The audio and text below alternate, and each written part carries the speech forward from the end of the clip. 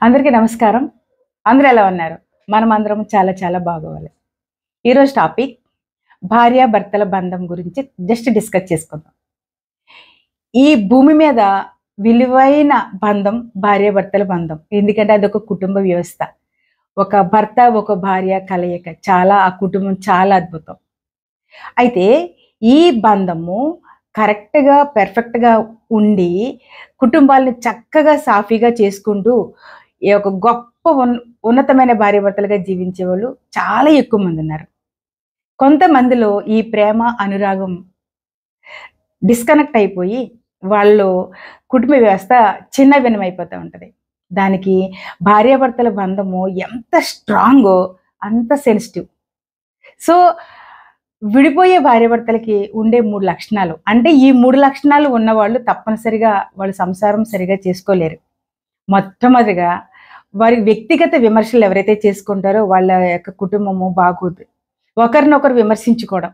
నేను గొప్ప అనుకోవడం. ఈగోయిస్ట్‌గా ఉండడం. ఆ యొక్క కుటుంబం సక్సెస్ కాదు.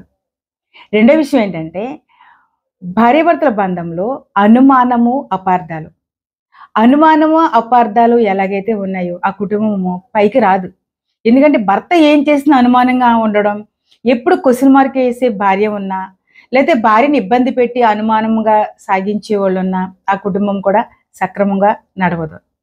మూడోది ఏంటంటే భార్యాభర్తల బంధంలో కుటుంబ విమర్శలు. కుటుంబ విమర్శ అంటే ఏంటంటే ఫర్ ఎగ్జాంపుల్ భర్త ఉన్నాడనుకోండి, ఆ భార్య భర్తనే కామెంట్ చేయకుండా ఆ భర్త తల్లిని, తండ్రిని, అక్కని, అన్నని, చెల్లిని, తమ్ముడిని మొత్తం కుటుంబ వ్యవస్థనంతా విమర్శించి నా వాళ్ళే గొప్పవాళ్ళు, నీ వాళ్ళు ఎలాగేంటి, మీ వాళ్ళు ఏంటి అన్నప్పుడు అది ఒక గుగుర్పాటైనటువంటి సన్నివేశం. అస్సలు ప్రేమ రాదు.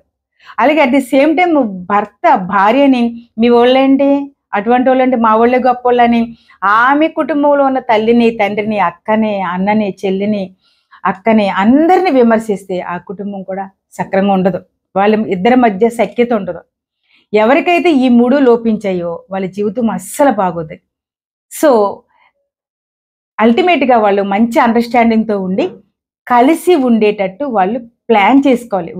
ఒకరు తగ్గి ఉండి, ఒకరి యందు ఒకరు ప్రేమను పెంచుకుంటూ ఉన్నట్లయితే ఆ కుటుంబ వ్యవస్థ చాలా బావుంటది. ఎప్పుడైతే లేదో ఇంకా ప్రేమ చచ్చిపోయి అక్కడ ఏం చెయ్యాలో తెలియక ఆ కుటుంబంలో ఒక మాట ఉండదు, ఒక మంచి ఉండదు, ఏమీ ఉండదు. ఒక నరకంలా ఉంటదనమాట.